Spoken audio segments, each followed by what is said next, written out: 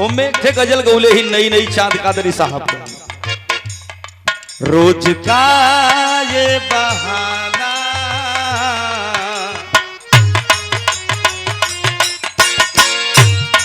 रोज का ये बहाना गजब हो गया।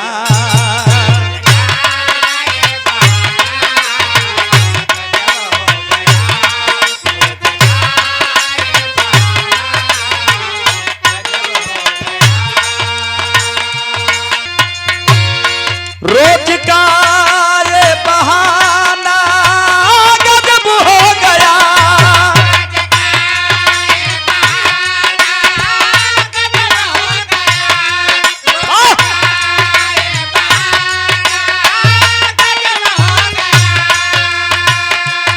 रोज का ये बहाना गजब हो गया।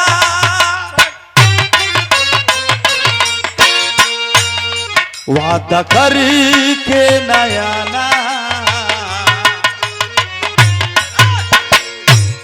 वादा करके नया ना गजब हो गया।